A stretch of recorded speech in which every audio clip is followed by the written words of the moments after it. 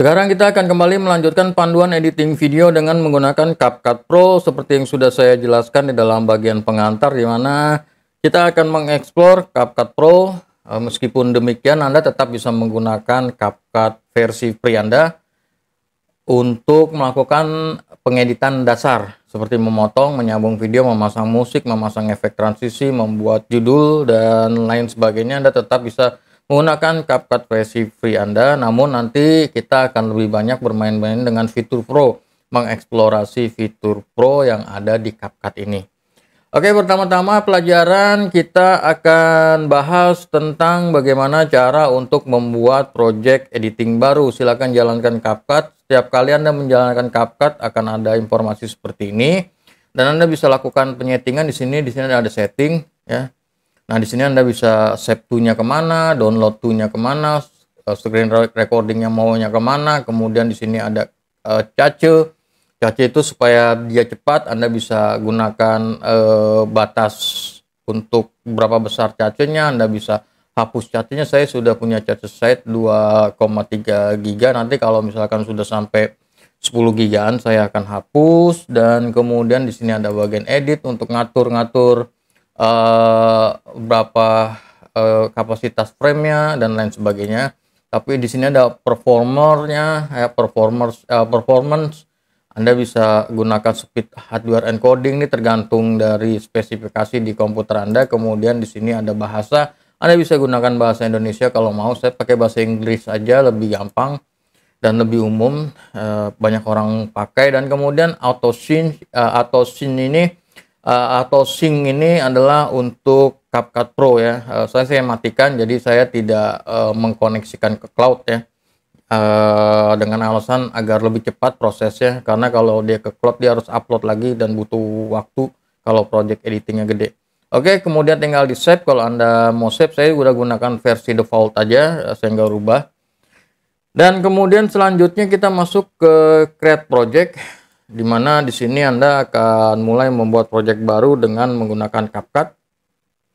Dan ini adalah tampilan CapCut-nya, lagi-lagi seperti yang saya sudah katakan di dalam pengantar, di mana CapCut Free dan CapCut Pro dia tidak ada perbedaan secara interface. Hanya saja kalau CapCut Pro di sini ada tulisan Pro-nya di akunnya, dan kemudian bisa menggunakan fitur-fitur Pro. Dan sementara kalau yang CapCut Free di sini ada tulisan Join Pro, ya, biasanya seperti itu, dan kemudian hanya bisa menggunakan fitur-fitur yang free, yaitu basic editing. Oke, pertama-tama kalau mau buat editing baru, project baru, kita masukkan footage, ya, misalkan seperti ini. Tarik aja footage-nya ke sini dan kemudian tarik ke sini. Dan di sini Anda sudah bisa mulai melakukan pengeditan. Jadi project editingnya bisa Anda lakukan, apapun yang mau Anda lakukan, Anda bisa memulainya. Dan itu kalau masang footage, kalau masang gambar bisa pasang gambar, misalkan seperti ini. Tuh, pasang gambar, taruhnya di track paling atas. Ya, track secara otomatis akan muncul. Kalau misalkan mau pasang audio, kita bisa pasang audio misalkan seperti ini. Tarik aja ke sini, ya. Jadi ditarik, ya. Dilempar ke situ, atau bisa juga gunakan fitur import ini, ya. Tinggal sesuaikan aja dengan kebutuhan Anda. Anda bisa impor, sama kalau impor ditarik, dimasukkan ke sini ke media library. Kalau dari Windows Explorer tinggal ditarik-tarik aja seperti itu, tarik dan lepas, kemudian tarik dia lagi ke dalam timeline seperti ini.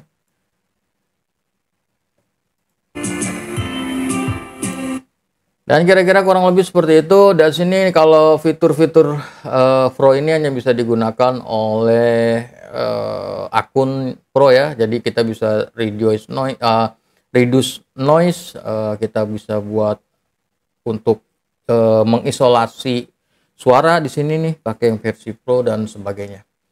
Dan ini cara untuk membuat project editing baru, dan Anda tidak perlu menyimpan kalau di CapCut, karena secara otomatis dia akan tersimpan. Jadi CapCut akan melakukan penyimpanan secara otomatis nih, nama filenya di sini nih.